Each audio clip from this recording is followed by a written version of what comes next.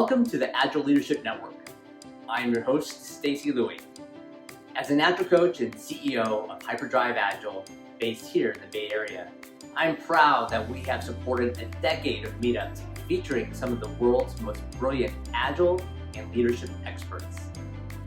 Our focus is to bring brilliant ideas to you so that you can incorporate some of the most innovative product development and leadership techniques into your workplace. Now, whether you work at a startup or a Fortune 100 company, these techniques will help you take your game to the next level. Now, off to our workshop.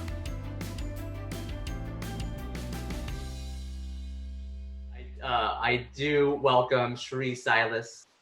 She is a certified enterprise coach with Scrum Alliance, and she's actually a master certified coach. And Cherie, maybe you could just give us a little bit of insight. What is that designation that's really unique for those of us who are in the Agile sector? Yep. So I wouldn't say governing body, but kind of like Scrum Alliance is to the Agile world, ICF is to the professional coaching world. So a master certified coach is the highest level of coaching certification that you can have.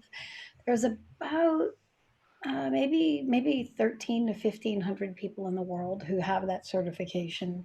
It's actually a credential. It's based on competency and experience, and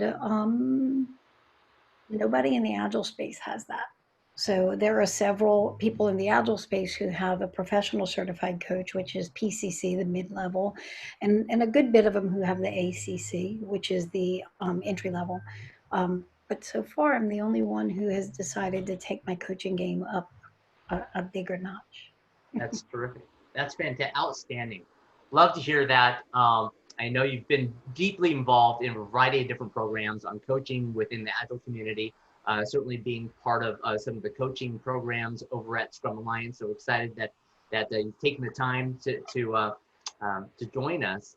But with that, I'd like to hand it over to you. Feel free to introduce yourself, and we can begin. Cool. Yep. So I think that Stacy did most of the introductions that are necessary.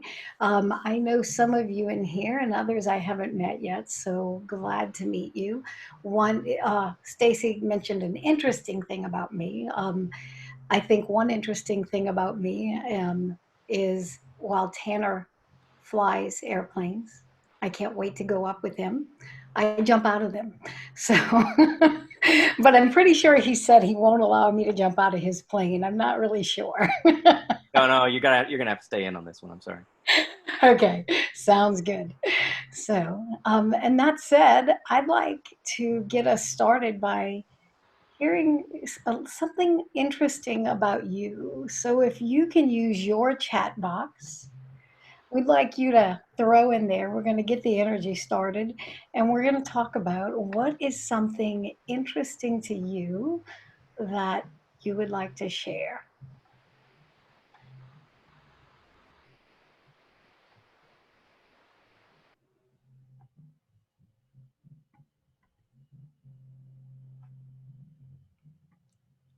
All right.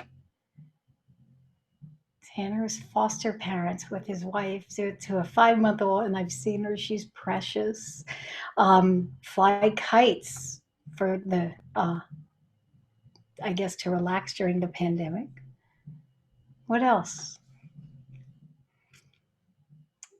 Found Miro to be a terrific tool for remote teams. Yeah, I'm just getting introduced to Miro. It's interesting. I like it. A tutor, you tutor kids. Ah, and it helps give you perspective on work and teams. You've lived and worked on all the continents except Antarctica? Not sure if I'm ready to go there either. Maro is another tool. I haven't heard of that one. I've heard of Mural and Miro, but not Maro. You were a tour guide at movie studios after college. Cool. And you're shopping for a treadmill that'll motivate you to do exercise. Yeah, I actually bought a little bike that is just the pedals that sits under my desk so that since I can't convince myself to go out on my actual bike, I can do that while I'm working. So that's been super helpful to the pain of sitting behind a desk all day long. So Gopal, I'm with you. All right. Golf as a hobby. I rode my bike to the top of Trail Ridge Road, 12,446 feet, starting at a mile high. Wow. Volunteered to teach first graders. Wow, you are, Emma, you definitely are a brave soul. So I want to encourage you to keep putting those in there. Let us get to know you a little bit. And while you're doing that, I'm going to move into our topic, which today is the coaching arc. So we're going to be talking about how coaching can mix with the work you're doing as a Scrum Master and really help to take it to the next level. Before I jump in on that, I'd like a show of hands if you can use your emojis and do a quick show of hands. How many of you actually incorporate professional coaching skills into the work you do as a Scrum Master? Got a few. See some hands coming up. Awesome. So there's a few of you, and it sounds like it's possible that others of you may not have heard of this new professional coaching. What is this, and why are we doing it in the Scrum Master realm? So that's what we're going to look at today, why coaching skills can really take you to the next level, right? So I want to look at this from the perspective of using coaching skills to help the teams improve. And so think about your current format of doing retrospectives. I suspect that most people are probably doing something like one of these, right? Either it's a what went well, what didn't go well, and what are we going to fix? Or maybe you've read Esther Derby and Diana Larson's fantastic book on retrospectives, and you're using the model that they have here, the 5-step model of set the stage, gather data, generate insights, decide what to do, and close the session. Any other models that y'all are out there using? Not techniques, not like 4Ls, but actual models of how a retrospective would go. Feel free to unmute your button and speak up if you have a different way of doing retrospectives.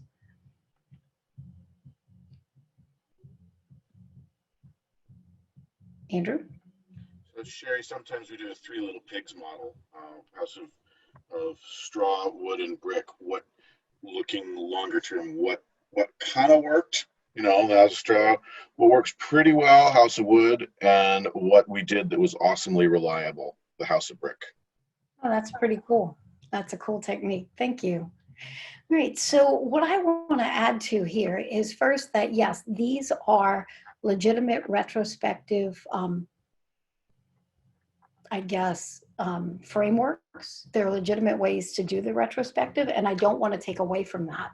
What I'd like to do instead is add to that and show you how just by shifting the way you work with your group, you can actually bring the effectiveness of your work to the next level. So how many of you have had this scenario? We go to retrospectives, the team picks improvement items, they say what they're going to do, they say what they're going to fix, and nothing changes. They come back to the next retrospective, and the thing they said they were going to improve has not improved. I see some clappy hands up there. Who else? How many of you have had this experience? Kind of common? Yeah.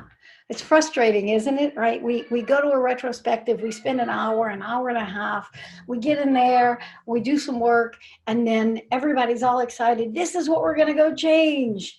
And then 2 weeks later, we get in a retrospective and they're like, the same thing still needs to change. We've done nothing. Let's talk about it again. Let's decide what we're going to do. And then it's just this unending cycle of we keep saying we're going to fix this, but we don't actually fix it. Yeah, and Jim says we need a retro on the retro.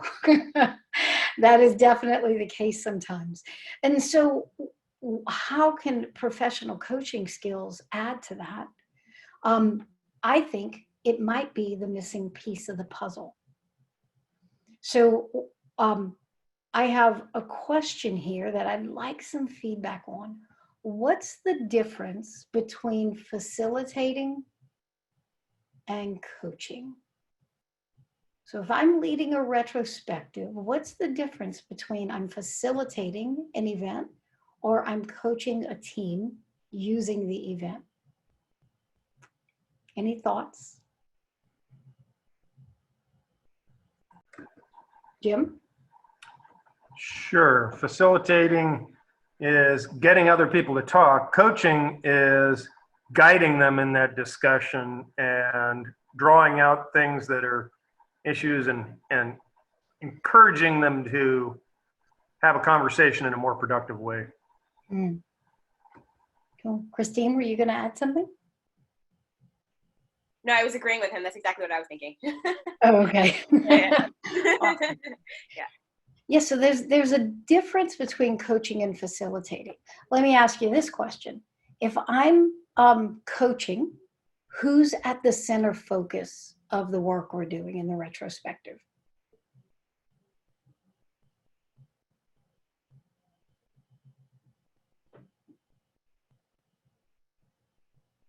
The person being coached, right? So we're focused on the team, right? We're looking at the team. That means that the team is actually talking to each other. If I'm facilitating, then they're probably talking to me. I'm probably asking questions and they're answering me. And so I'm kind of pointing out to one another, okay, what's your response? What's your response? What's your response?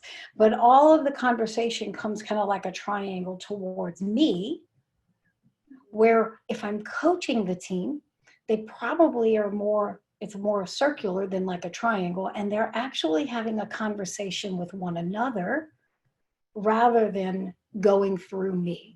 Right. So we're facilitating a conversation that they're having with one another and they're growing. And as we're coaching, we're dropping in the questions that help them to move further in their process. So if you're, I have another question here I'd like a little bit of input on. What does it sound like when you're facilitating? What are some examples of things you might be saying or doing?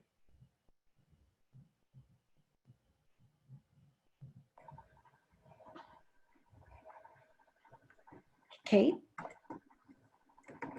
Well, first opening up, what do you want to get out of this time that you're spending together? What's your expectation just for this time? Right. Awesome. Jim, you had something to add? Oh, I was just typing some things in the chat. What went well in the last sprint? What kinds of things might be opportunities for improvement? Those kinds of open questions that get people thinking about the good and the bad and assessing those things in a frank and honest way. Mm-hmm. Yeah. So then as we're adding coaching to the mix, this is the arc of the coaching conversation. So a retrospective actually is a coaching conversation. The Scrum Master, if you're doing this using coaching to actually be able to help the team grow, you are using this framework. Now, this framework fits into your normal 5-step framework from Diane and Esther. So it's not instead of, it's along with. So any general coaching conversation, you're going to start with an agreement. And so, yes, there is the, what do you want to get out of this session? What and we'll talk a little bit how each one of these fits into that framework, the 5-step framework from Esther and Diane. But we want to start with a coaching agreement. What are we actually trying to improve? What is the focus of this retrospective? Is it, what are we actually trying to get done here? Then we explore the topic, we explore options that we might try.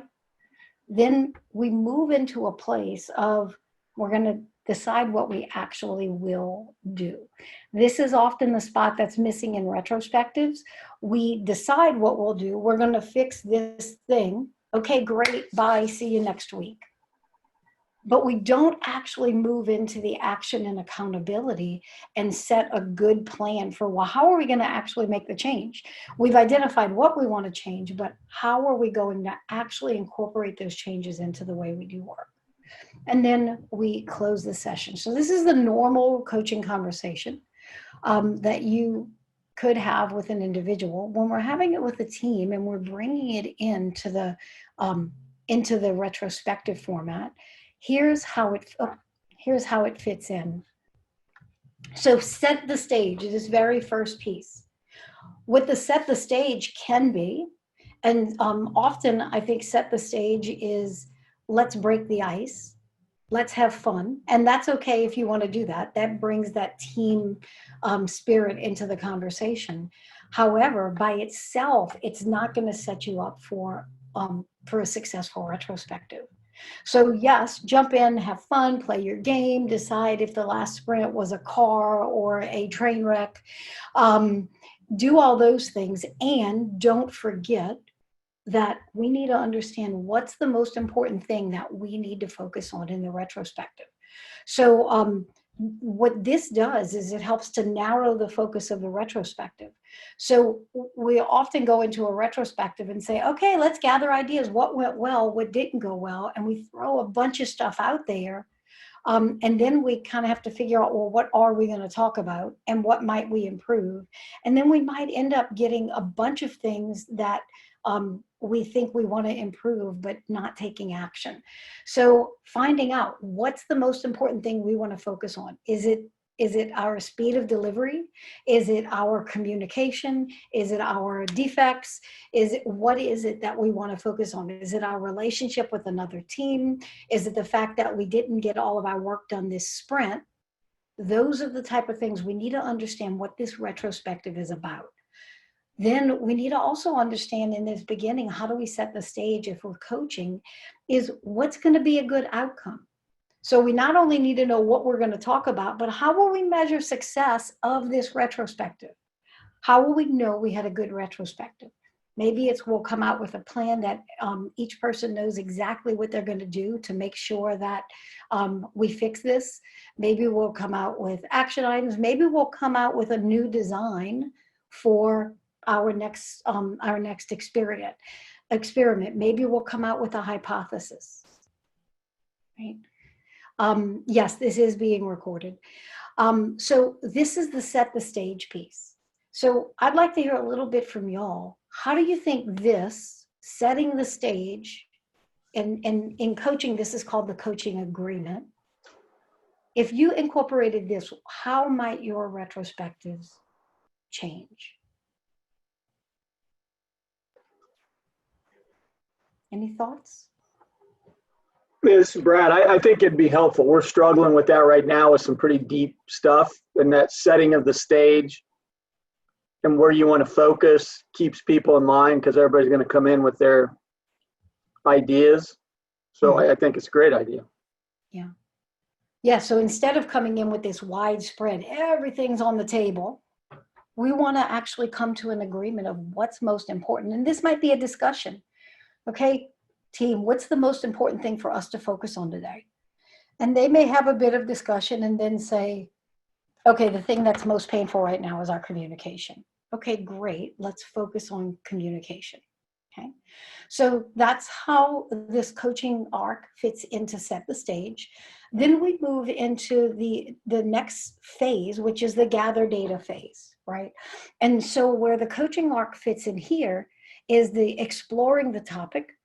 And so this is where most people kind of start with the Post-it notes and things like that, right? So we want to know what's notable about this topic we're talking about.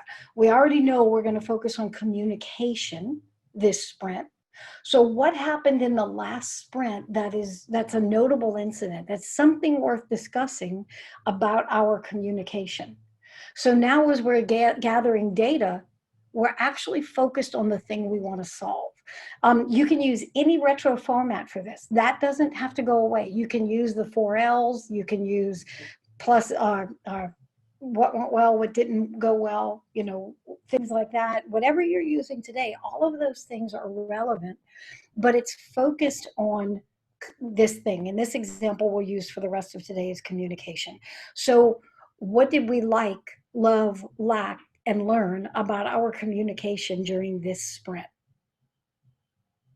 So you can see how it starts to bring us in. And what that does, it starts to get the team to really dig in deeper into the problem they want to solve rather than going kind of a surface level across the top. They start to dig in. So what's important is not what format you use to gather data, but it's how you do it. So it's asking them questions about this. What was important about this? What did we learn about this? And it's focused on the topic for discussion. The way it fits into the next level, the next piece, generate insights, is about exploring the topic and exploring options. So this is the generate insights. After you've got all your post-it notes on the wall is what most people do when they're together. And you start to talk through the different post-it notes. These are some of the type of questions you're actually looking for, not just tell me what's on this post-it note and why it's something we might need to consider fixing, but it's as we look at these things on the wall, we've put up all these thoughts about our communication. What patterns do we see? What patterns have emerged over time in our communication?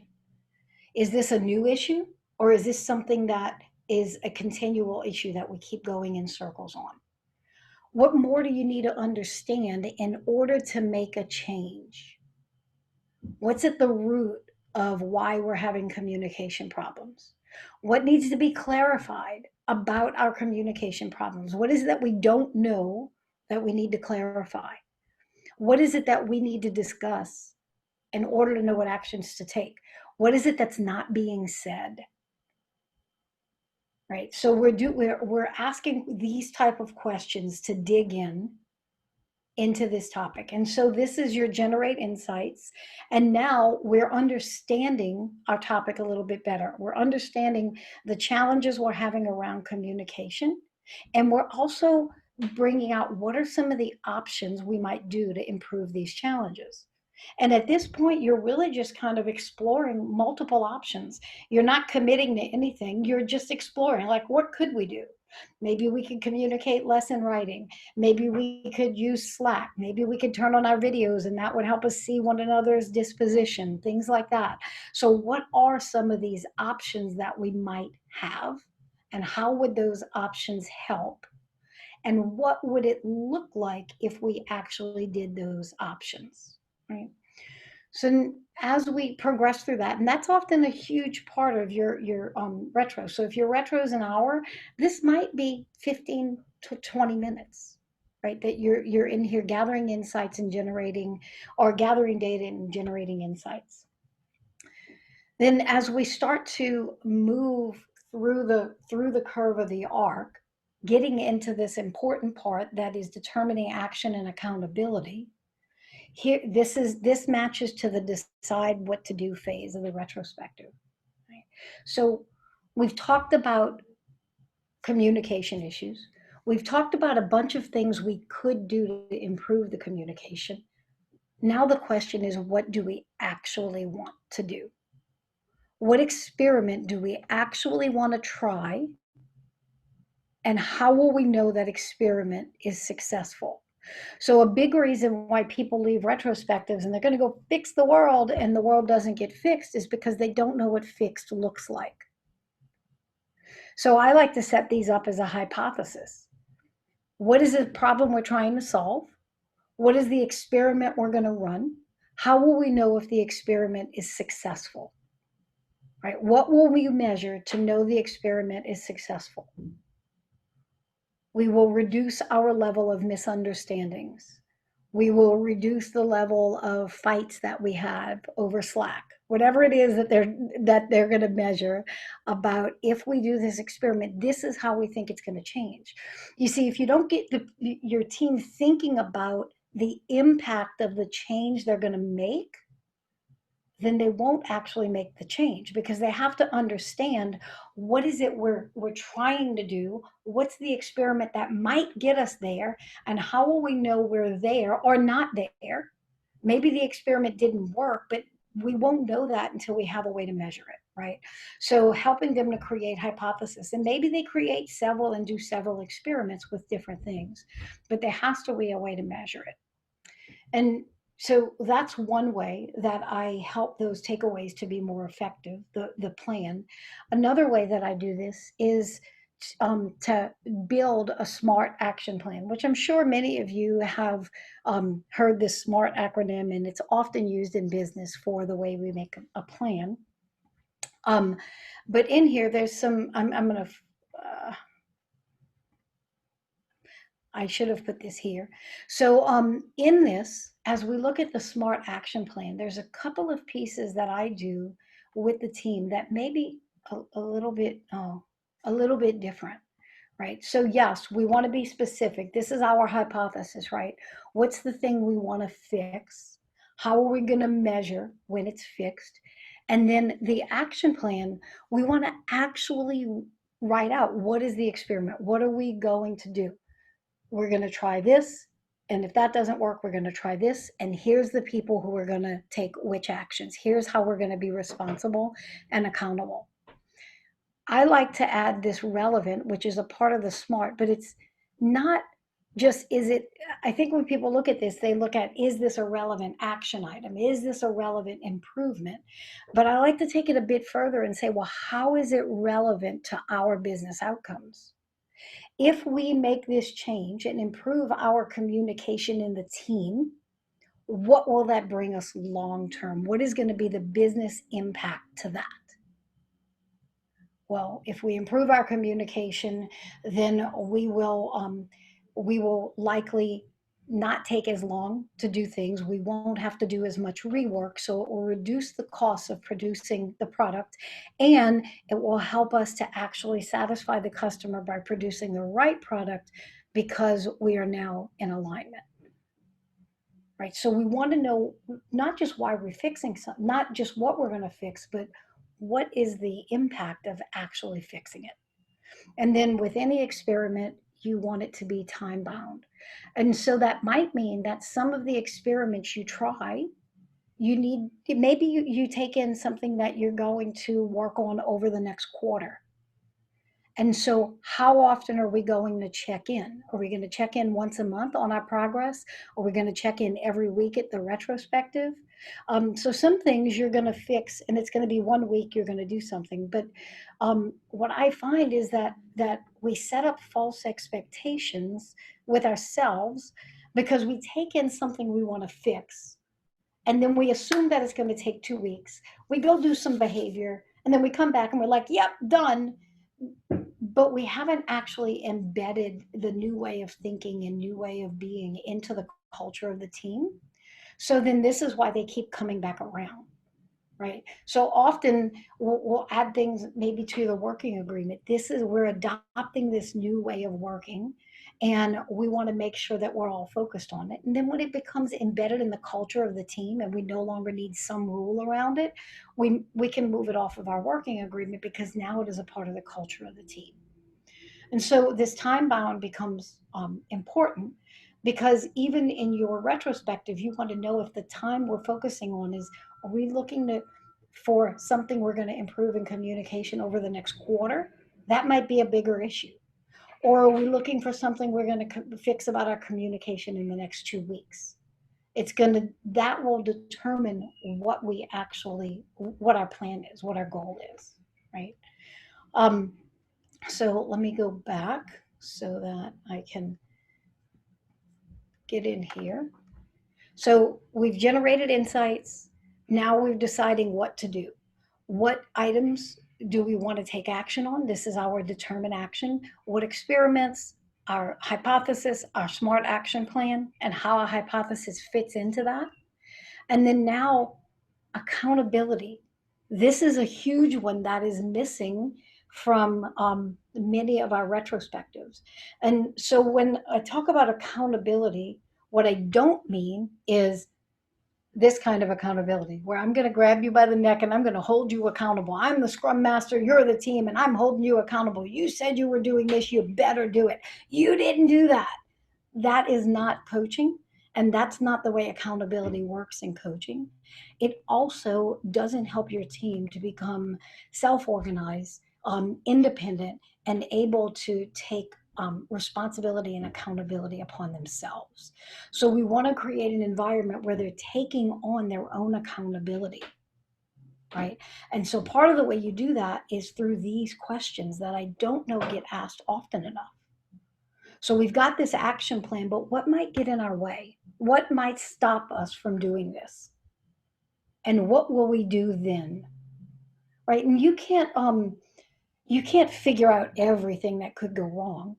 But what's important is that when the team leaves the session, they have already thought through the fact that we're going to go out into the world, we're going to do something, and we're going to get out there and it's not going to work the way we thought. But because they've already thought of how to adjust in the moment and do some backup plans, now the fact that they walked out into the world and the world is not what it was when we were in the retro doesn't just cause them to just shut down and say, oh yeah, well, we can't do that. The world changed. They've already started to think about, and what will we do if? So it becomes a part of the plan. It becomes a part of the knowledge that, yep, we're going to get out there and it's not going to be exactly this, but that's okay. We'll adjust. What support do we need? So can we fix this on our own, or do we need outside help? What support do we need from each other? Huge one, huge one, huge one. If we are not acting in this manner, how will we hold one another accountable? How will we bring it up? Right? So these are important. When are we going to take action? Often people don't do things because they just said, yep, I'm gonna do that. But the day never comes, right? So I'm gonna do that when. When are you going to take action? Who will take action? How will we hold ourselves accountable to make sure we're taking action? And so as the Scrum Master, it's not my job to hold the team accountable and say, you're not doing your job. What it is my responsibility to hold accountability for them. So the difference is, one is like, I'm going to choke you. I'm holding you accountable. The other is I'm holding the accountability that you set up to you. You said you wanted to improve communication by doing this. And what I'm noticing is that we're not doing that. We're doing this. What would you like to do about it? They might decide the experiment wasn't working and they need to pick up a different experiment. Or they might decide that, oh, well, actually, we need to do what we said because we won't know if it's working until we do, right? So between the retrospectives, the Scrum Master's role is to help hold accountability up to the team. How are you doing with the changes you want to make? What's working about them? What's not working about them? You don't need to wait till a retrospective to ask that. You can ask 1 or 2 questions every day about the progress they're making. What progress are you making towards getting this embedded into the culture? What challenges are you having getting this completed? What challenges are you having making the change you want to make? Right, so then all week long or all 2 weeks long, they're looking at the changes they want to make, and you're helping to coach them through the process of integrating those changes. The next piece that Esther and Diane produced is the close the session. You know, let's wrap it up, put a bow on it, let's finish it. Often we close this with another game, right? maybe it's like stormy weather, right? If we follow this, is our next weather pattern going to be a tornado or a bright shiny day, or is it going to be a snowstorm, whatever? And that's okay, and totally okay to do that. Totally okay to bring in metaphor and fun and all those things. And don't forget to do this. If we don't embed the learning into the team's thinking, they won't actually know what they learned. And then if they don't know what they learned, they won't act upon those learnings. So what I mean by that is, how often has someone asked you a question that you've never been asked before? And then you were like, let me think about it. And then you had to like put all the pieces of knowledge you already had together and say, okay, I know the answer to that question. You didn't already have that question because it wasn't something you'd thought about before, but you had all of this learning that you had. You just had to surface the learning to be able to answer the question. Well, that's what's happening here. We're causing them to go inside their brain and dig out, what did we learn? Because if we can understand what we learned, then we can understand what not to repeat and what we do need to repeat, right? So what did we learn about communication through this conversation? We've got our takeaways, we know our plan, but what did we actually learn in this conversation? The purpose of coaching is learning. It's not to get to an action plan. The purpose is to learn and to get new awareness so that you can make new decisions in the future. So what did we learn through this conversation about this topic? What did we learn about the wider system, the environment around us, the teams around us, the managers, the political structure of our company? What did we learn about the impact of that on our communication? That's really important, because you can make changes in the team, but if the system around the team doesn't support those changes, or it makes it hard to actually fulfill those changes, then you need to know that, because you need to know how you're going to deal with that, right? What did we learn about our team? What did you learn about yourself? Remember, we spent the whole conversation focused on communication, not on just scattered things. So it's likely that they realize some things about themselves and the way they communicate, and things that each individual could change. So maybe we've got this big goal of, we're going to make sure that our videos are always turned on or whatever. But the individuals actually learn that I tend to hold back if someone doesn't call me out to speak. Things like that, right? What did we learn about our team, ourselves? And I think this one is important. What progress and efforts that the team has already had, do we want to celebrate?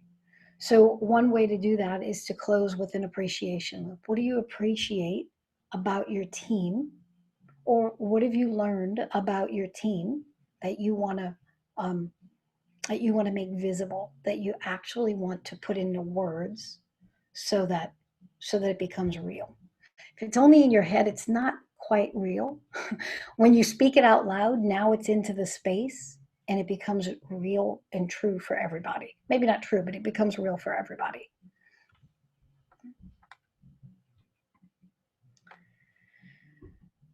So before I jump into this, we've got just a few minutes left, and I don't have much left to present. But yeah, what are some thoughts about incorporating coaching into the structure of your retrospective?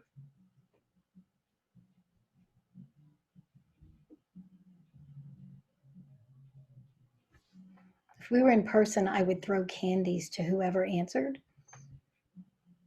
but I can't. So you're going to have to approve getting your own candy once you speak. I know there's thoughts out there. Even if it's I'm crazy.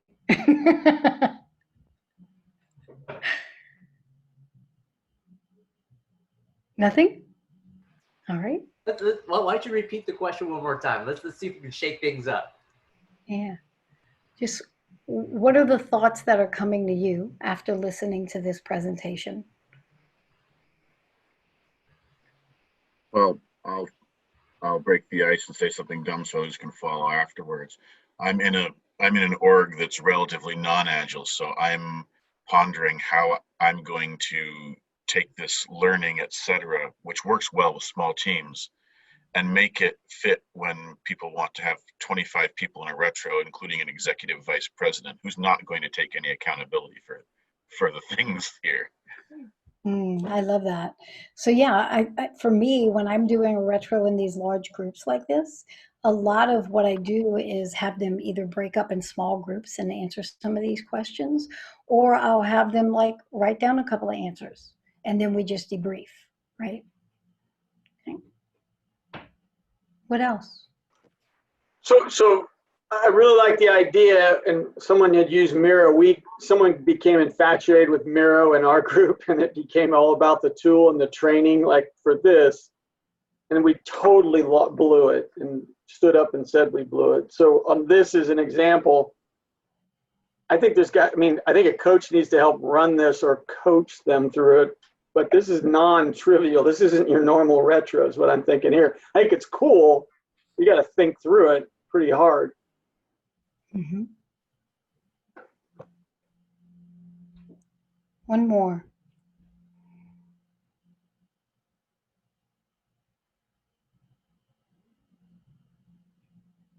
Okay. All right. So then we'll move on. So I've often heard that, retros should be fun, and I agree, they should be fun. I think if work's not fun, we shouldn't go at all. So I'm definitely a proponent for fun retrospectives, right? And fun is not the purpose. The purpose is continuous improvement. So we can't get, kind of like you said with the Miro, we can't get so caught up in the tool and the fun that we forget to be effective. And if you're effective, work will be fun. So just kind of how those two things go together. Talked about that. And then I would like to hear just from a few people. Maybe you can put in your chat. It's a little bit less intimidating to put into a chat. What's one intention you're going to bring out of this session into your real work?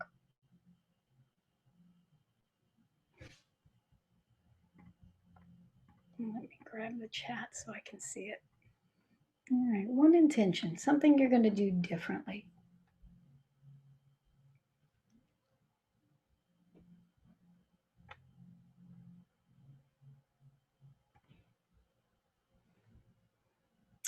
Devise experiments, actually do hypothesis, right? Close with learning. Try to put measures together. Present idea of running experiments. Up front, agree on what the focus of the retro is. Yeah. Let's see. Ask what's the most important thing for us in the retro? More about closing, right? So I'll admit that a lot of this does take coaching skills, right? But all of it, I mean, like you don't have to go from 0 to 100. You can go from 0 to 1 or 0 to 2. Every little change you make is going to help you improve, right? So Tanner says being aware of when he's being a facilitator versus being a coach. Good. So if you want to learn more about professional coaching skills and how you might incorporate that, maybe this is like your first intro into professional coaching and you're like, what in the world? Like you're doing a lot of stuff here. That's not what we do. That's okay. I totally understand.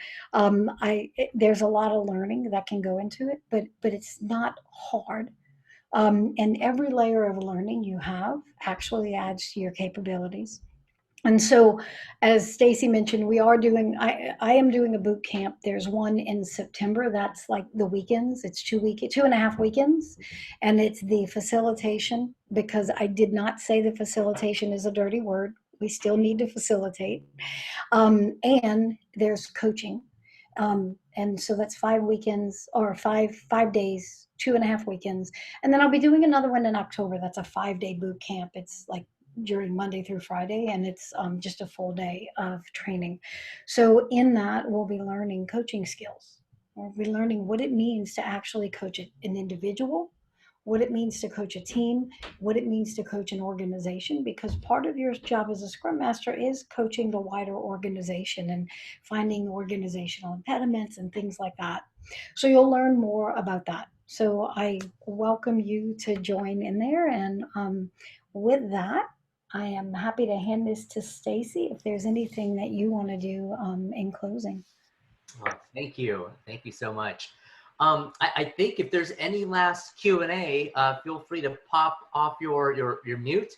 You bring it up or send it in the chat as we close. A couple important things though.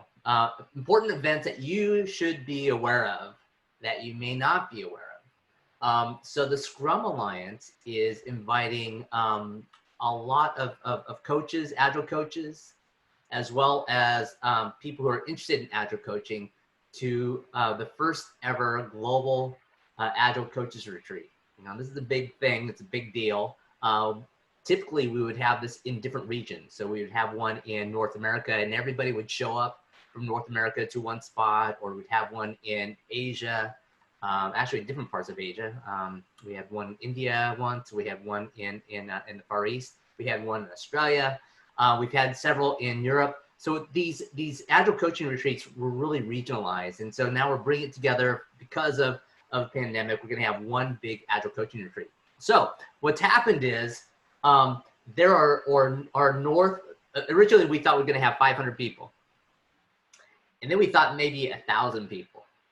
So I'm hearing the numbers might be close to 2,000 people online. And so what's happened is you've got to be on a waiting list to get in.